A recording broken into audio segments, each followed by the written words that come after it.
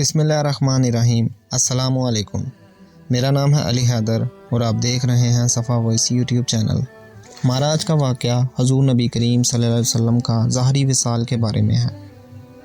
ام المومنین حضرت سیدنا عائشہ رضی اللہ عنہا سے مروی ہے، فرماتی ہیں جب حضور نبی کریم صلی اللہ علیہ وسلم کا وصال ہوا تو لوگ ہجوم کی صورت میں جمع ہوئے اور رونے کی آوازیں بلند ہونے لگیں۔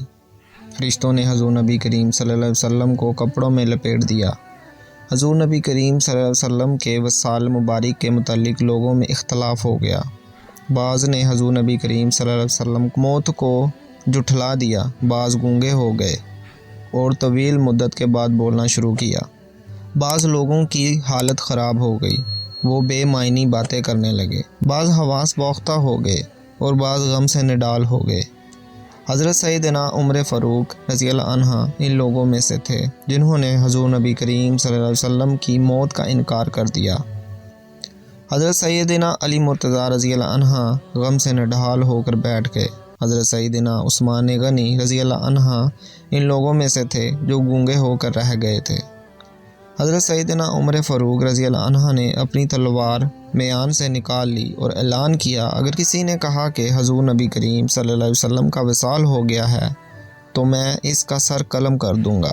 حضور نبی کریم صلی اللہ علیہ وسلم بھی حضرت موسیٰ علیہ السلام کی طرح 40 دن کے لیے اپنی قوم سے پوشیدہ ہو گئے ہیں اور 40 دن بعد واپس لوٹ آئیں گے۔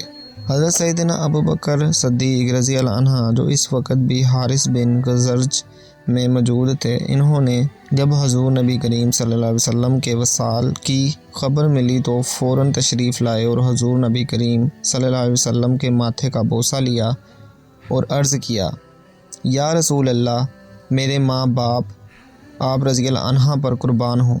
اللہ تعالیٰ آپ صلی اللہ علیہ وسلم کو دوبارہ موت کا مزہ نہیں چکھائے گا۔